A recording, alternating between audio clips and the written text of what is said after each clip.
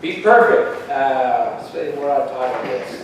Be perfect even as your Heavenly Father is perfect. That be perfect, it's a future tense. You will be perfect. You will be perfect. And that you will be, that perfect word that's used in the Greek language and understanding it, it's a lot about maturity. It's a lot about Jesus Christ and Him fulfilling all that's in the law and Him fulfilling all that's called by God. And that you will be made perfect.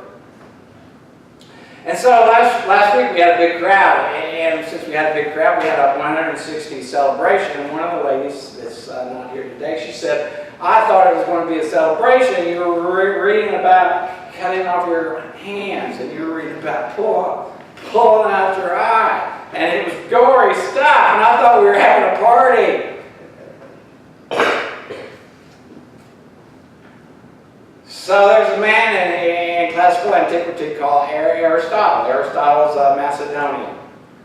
He's on the northern edge of classical Greek. And Aristotle, he had a school, I think, in Athens, and then he had his own school. He moved it to Macedonia. He would probably be the patron saint of graduate studies, graduate school. Aristotle was real advanced at cataloging. His students cataloged for him.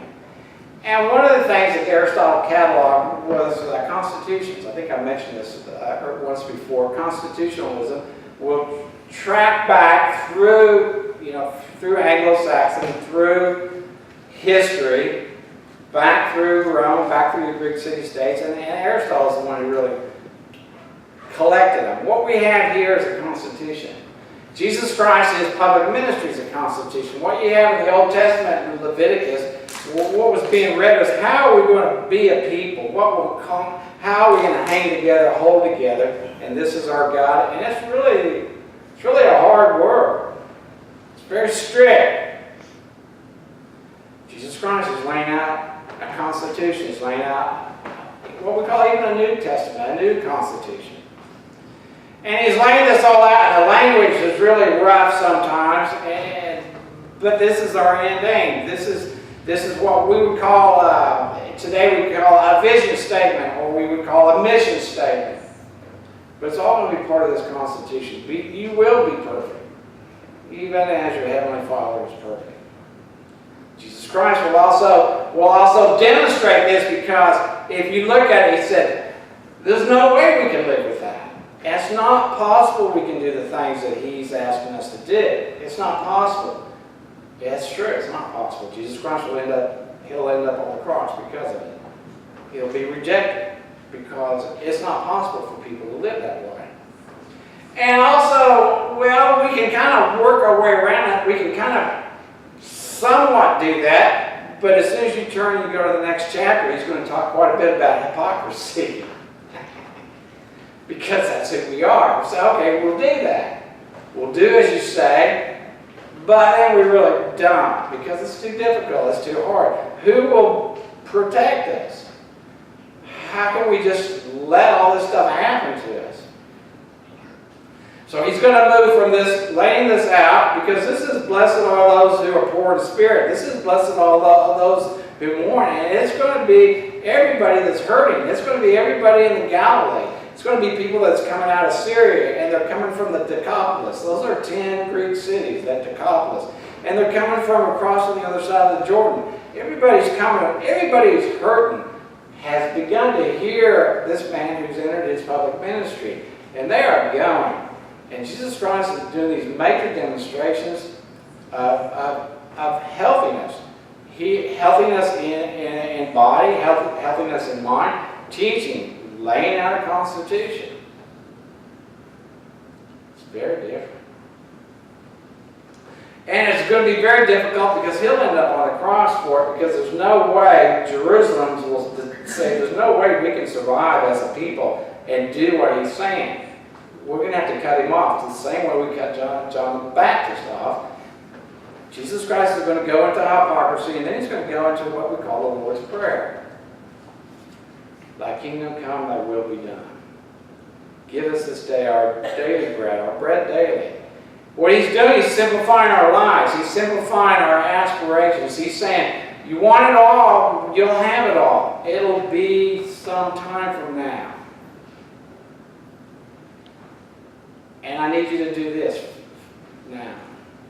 And this is your calling. That you are the salt of the earth and you are the light of the world. And there's this little group that's coming to Israel. And they really never did make it. That's what the prophets are all about. That there's a constant boiling out and boiling over that the human spirit cannot live under these strict codes. Jesus Christ is letting us know where we're going with this. That this really is going somewhere. And this really is for all the population's benefit. And it's the kingdom of God that's now, that's present. And that there'll be support for you in this. But this is what I'm going to ask you to do. And this is what I'm going to ask you to do now. And if you read the letters and you read the future, how things get laid out, it really gets rough for this population. It gets rough for those who accept the good news of Jesus Christ. It's not an easy task. But it lets us know that your rewards will be great. And that rewards is the same as wages. It's a wages term. That you're working for me. If you want to. And it's really is so magnificent that's how it's laid out that it really will be worth it, but it's not going to be simplified. But it is simplified because it's not going to be this large code. If you read Leviticus and you read Numbers and you read this large code, you read what's called the law. I think they end up with about 575 laws. So it's like, what is the law? And how does that really work out? It really becomes burdensome. The Lord kind of simplifies that. He says the law is made for people, not people for the law. Everything that's laid out before is a support structure.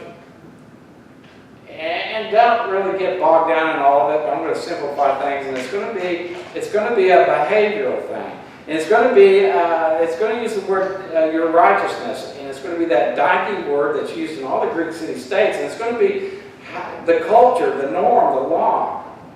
It's going to be how do we live? How do we govern ourselves? And you'll find out that all this is really how do we govern ourselves? That he's not laying it out as a superstructure, he's laying it out for each of us. It's an intimate teaching that goes on here, what's called Sermon on the Mount. And the Lord's going to support us in all of it. And we are to take it to heart. And I have a lot of trouble with this. He really doesn't want me to pull out my eye or dismember my hand or anything like that. He's just let me know that this is a serious matter. That we really want to minimize the pain and suffering that we cause other people. We really want to minimize that. This is serious. And we really want to minimize how things grow and expand. The court systems have been around for hundreds of years already. And there's different ways of settling affairs and disputes. Socrates is really big on it. If you read him in the Greek city-states, it's a big thing to take people to court. Socrates talks a little bit about it. That we're to examine ourselves. Jesus Christ really makes it possible. A lot of this is an emotional issue. A lot of this is that this is where people really get heated, where energy flows in our lives. That we're going to settle this. We're going to settle this one way or the other. And Jesus Christ is saying it'll be settled by your Heavenly Father. There's a lot of work for us to do. There's a lot, we call it grace. There's a lot of support that's given for us. I think each of us can know where we've been wrong or offended, or each of us wants to see things righted. It's always the big thing. We want to see what's wrong. We want to see things in the world made right, doing the right thing. It's a lot of it is going to be from our perspective. What we're getting in this is Jesus Christ is giving us the Father's perspective. Creation as a whole, human beings as a whole, and the kingdom of God of where we're going. Jesus Christ's word, the Christian word, is not an easy word. And it's not about just being a laydown. It's about being engaged, and it's about being engaged in a very refined manner. You're salt and you're light. All of us are called to that. That means keep your wits about you, all of us, and know what the enemy is. I think some of the worst things I've done is when my wife had to look at me and say, you know, what you're trying to accomplish is counterproductive.